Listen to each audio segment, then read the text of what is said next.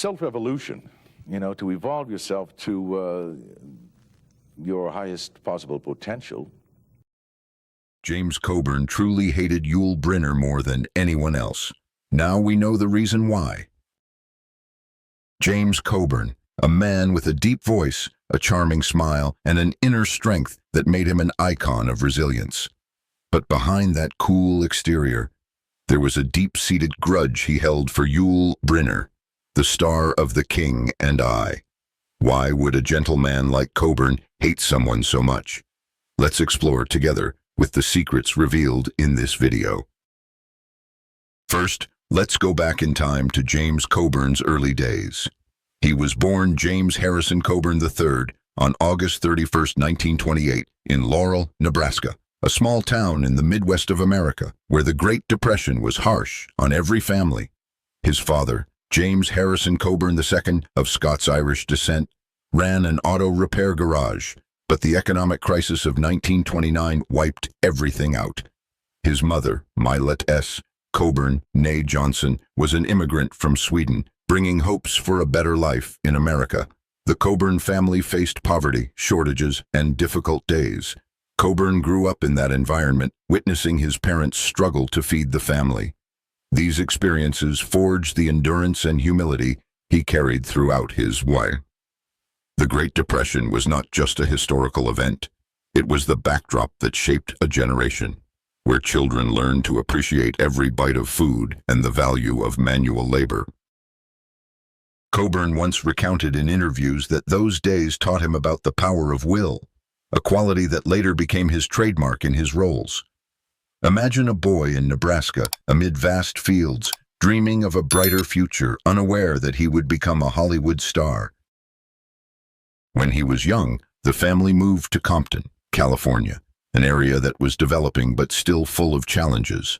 Compton in the 1930s and 1940s was a mix of cultures, with immigrant communities and African Americans, creating a diverse environment. It was here that Coburn's passion for acting began to blossom. He participated in school plays, told stories to friends, and dreamed of the stage. Folk tales, black and white films shown at local theaters, all ignited the artistic fire within him.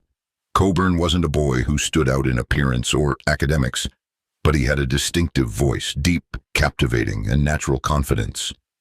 His teenage years coincided with World War II. When America was mobilizing the entire nation, he saw friends enlist, and he himself felt the tense atmosphere of wartime. This later influenced how he acted in war films, bringing authenticity and depth.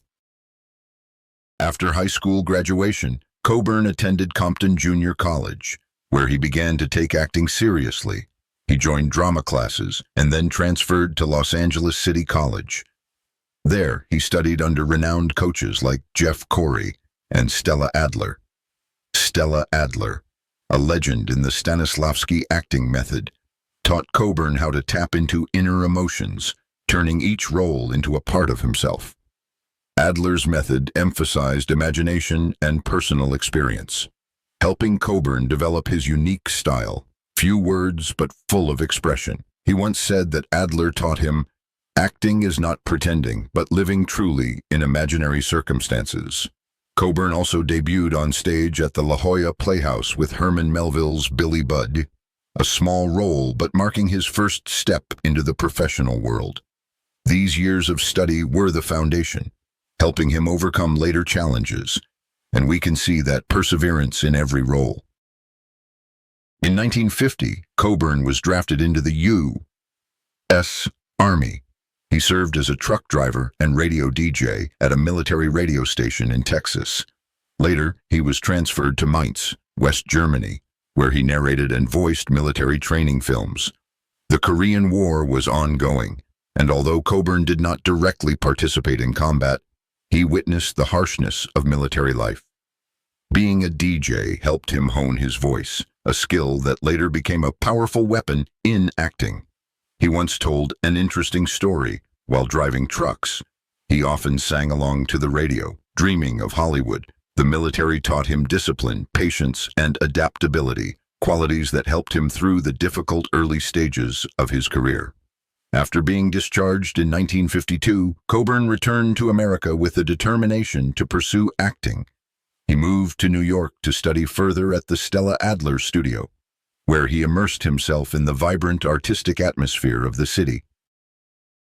This was the period when he did odd jobs to survive, from waiting tables to selling goods, but his passion never cooled.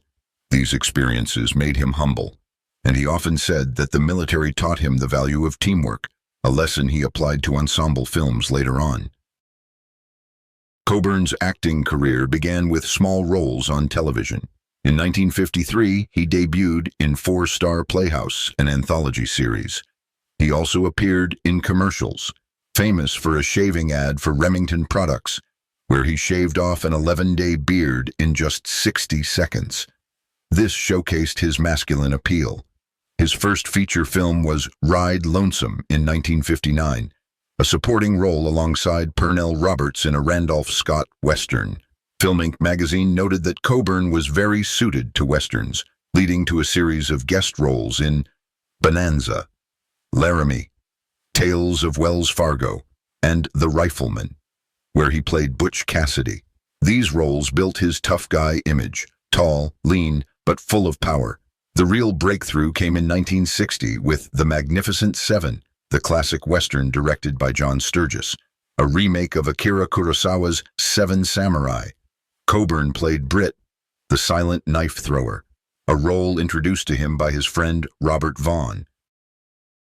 The film tells the story of 7 gunslingers protecting a Mexican village from bandits, starring Yul Brynner, Steve McQueen, Charles Bronson, Robert Vaughn, Brad Dexter, James Coburn, and Horst Buchholz. Coburn's Britt had few lines but was memorable, with scenes of lightning-fast knife throws. The film was a huge success, though it initially flopped in the U.S., but sold 67 million tickets in Europe and the Soviet Union. Critics noted that Coburn brought a mysterious depth to the character, making him a cool icon. However, behind the scenes, the set was full of tension, leading to his grudge against Yul Brynner. We'll explore that deeper later. The Magnificent Seven was not just a film, but a symbol of camaraderie, and Coburn often said that this role changed his life, from a supporting actor to a potential star. After the success, Coburn continued with Hell is for Heroes in 1962 alongside Steve McQueen, a tense war film. In 1963, he starred in The Great Escape, also by Sturges, as an Australian prisoner, with the famous tunnel-digging scenes. The film was based on real events and praised for its authenticity. Coburn also appeared in Charade with Cary Grant and Audrey Hepburn as the villain Tex, bringing dark humor. Critic Roger Ebert later called it one of his best roles. In 1964, the Americanization of Emily replaced James Garner, with Coburn as a glib naval officer alongside Julie Andrews. The film satirized war, and Coburn was praised for his nuanced performance. A contract with 20th Century Fox led to Major Dundee in 1965 by Sam Peckinpah as a one-armed Indian tracker alongside Charlton Heston. The production was chaotic but became a cult classic. A High Wind in Jamaica in 1965 alongside Anthony Quinn. Coburn as a pirate received positive reviews for the chemistry. True stardom came with Our Man Flint in 1966, a James Bond parody, with Coburn as Derek Flint, a multi-talented super spy. The film was a big hit, high box office. Critics praised Coburn's humor and suaveness. The sequel, In Like Flint, in 1967, was also a hit. But Coburn declined a third, calling it a mistake. He wanted diversity, like What Did You Do in the War, Daddy? In 1966, a war comedy. Though criticized for wasting talent, The President's Analyst in 1967, a cult satire on government, with Coburn as the president's psychoanalyst, discussing paranoia, becoming a critic's favorite. These films showed Coburn was not just a tough guy, but a versatile actor, able to shift from action to humor smoothly. He once said that the Flint role helped him escape the Western image, opening new doors in his career. In the 1970s, Coburn diversified with Duck You Sucker in 1971 by Sergio Leone as John Mallory, a Zapata Western. Critics praised the depth. Pat Garrett and Billy the Kid in 1973 by Peckinpah. Coburn as Pat Garrett, hunting his old friend Billy, Chris Christopherson, a violent but profound film about friendship. This film is a masterpiece, with Coburn showing inner torment, and it became an icon of revisionist westerns. Hard Times in 1975 alongside Charles Bronson. As a fight promoter, critics praised the realism. Cross of Iron in 1977. Coburn as a German sergeant in World War II, an anti-war film. He even directed the ending because Peckinpah was drunk. The film was called one of the best about war by Orson Welles. These roles showed Coburn wasn't afraid of challenges, from hero to anti-hero, and he often collaborated with great directors like Peckinpah, whom he considered a close friend. Working with Peckinpah brought depth to Coburn, helping him explore themes like violence and humanity. In Pat Garrett and Billy the Kid, Coburn portrayed a conflicted Pat Garrett, an aging gunslinger facing age and morality, and the film is still analyzed in film classes today. Now we come to the most mysterious part, the part that makes your heart beat faster. James Coburn, a man who rarely got angry, hated Yul Brynner more than anyone. Why? Imagine the set of The Magnificent Seven in Mexico in 1960, where the desert dust and wind made the atmosphere even harsher. Coburn, not yet a big star, arrived with excitement. He was introduced by director John Sturges to Brynner, who was already famous with an Oscar from The King and I, carrying a royal aura from his Russian-Mongolian roots. Their first meeting happened on the sidelines. Under the blazing sun, Brynner shook Coburn's hand firmly, with a charming smile. "James, I've heard a lot about you. Your role as Brit will be a highlight, a sharp knife among the guns." Coburn, with his deep voice, replied, "Thanks, Yul. I admire how you command the screen. We're going to make history here." They laughed about the script, shared ideas. Brynner suggested ways to stand for authority. Coburn agreed to try. At first, the atmosphere was friendly, like cowboys teaming up against the bad guys, but gradually, Brynner's ego emerged. He demanded the best camera angles, adjusted lighting to make himself stand out, even added lines to his role as Chris. Coburn observed, initially thinking it was the experience of a big star. Then Brynner got angry at Steve McQueen for small gestures like adjusting his hat to steal the scene. Brynner stopped filming. "No, the lighting makes me look less imposing." "Reshoot," Coburn whispered to Bronson. "Does he think he's a real king?" From there, the respect crumbled. Coburn saw Brynner not as a teammate, but as an arrogant obstacle, making the set atmosphere stifling.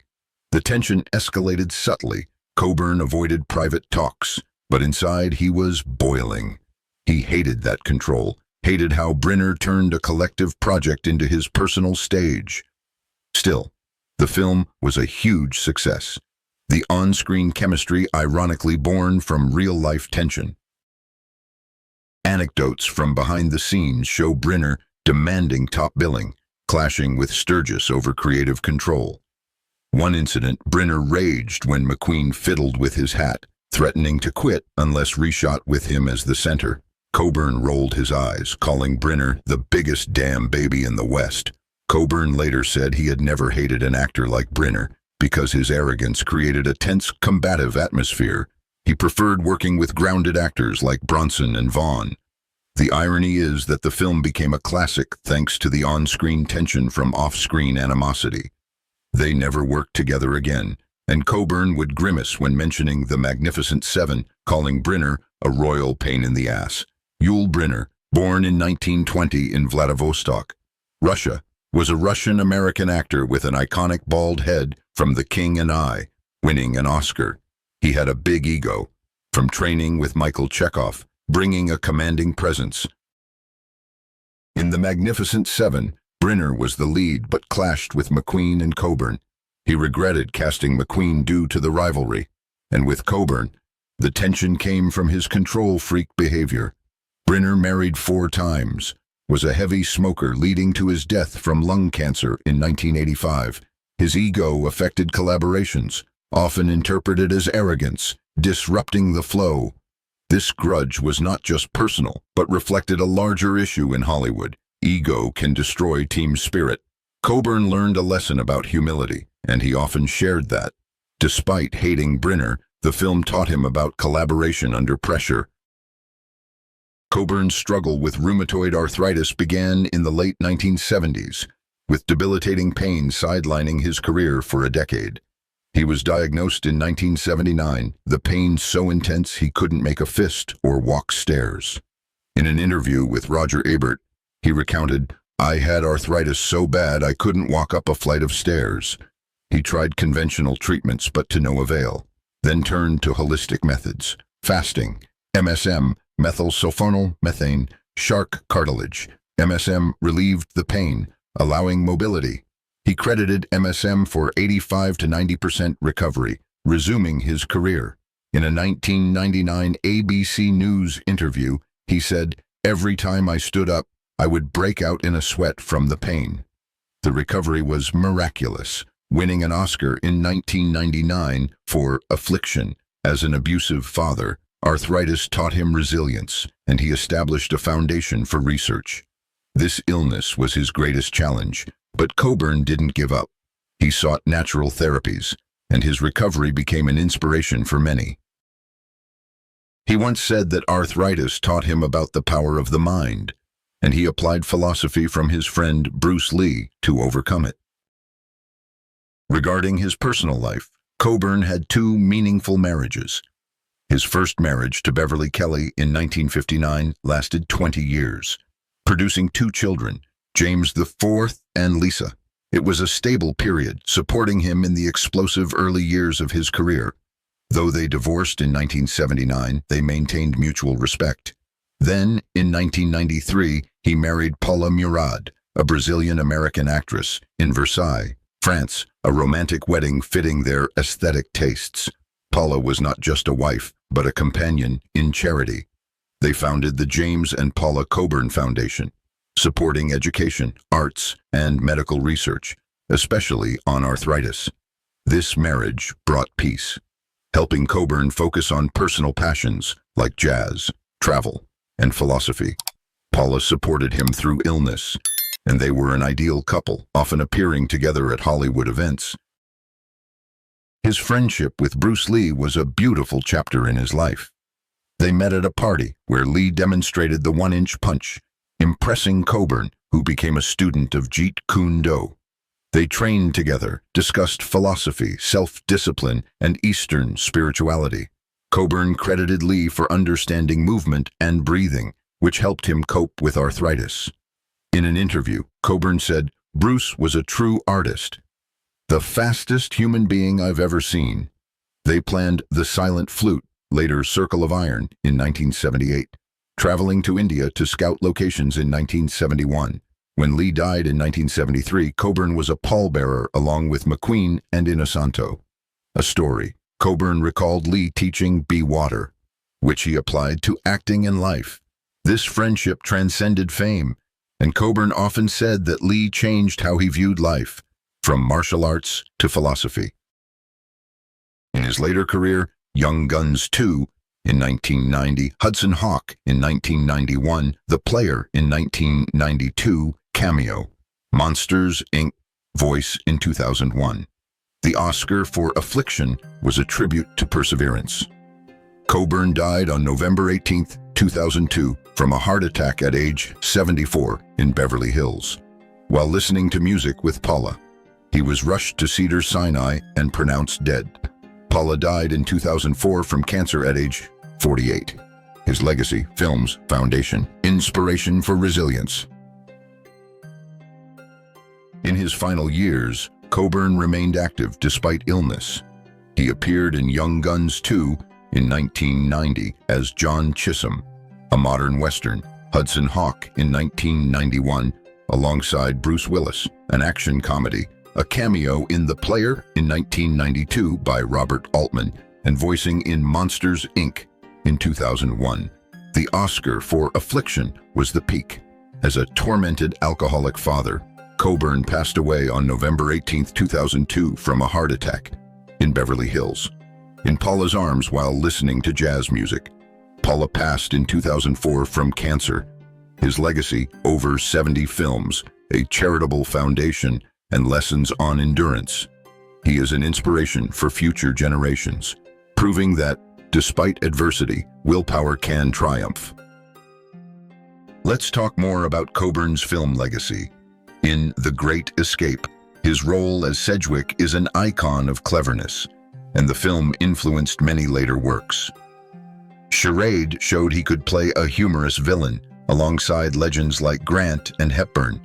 Our Man Flint was a perfect James Bond parody, with Coburn bringing a suaveness that Sean Connery didn't have.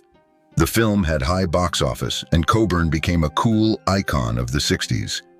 Pat Garrett and Billy the Kid is a profound Western, with Coburn showing the weariness of old age, and Bob Dylan's music adding depth. Cross of Iron is an anti-war film, where Coburn played a German sergeant, showing he could empathize with the bad guys. These films not only entertained but critiqued society, and Coburn often chose roles with messages. He was part of Hollywood's Rat Pack, friends with McQueen, Bronson, Lee. His diversity, from westerns to spy parodies to dramas, made him stand out.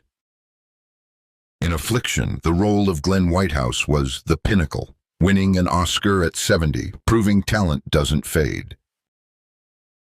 Coburn also had interesting personal hobbies. He loved jazz, traveling the world, and Eastern philosophy, influenced by Lee. He collected Ferrari cars, and once said driving helped him relax, despite arthritis. He continued practicing martial arts, proving mental strength.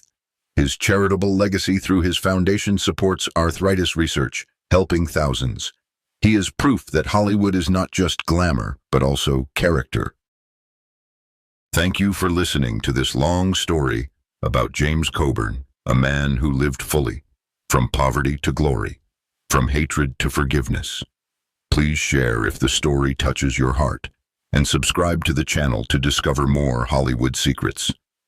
See you in the next video, where we'll talk about another legend. Have a great day, and remember, like Coburn, be resilient in the face of every challenge.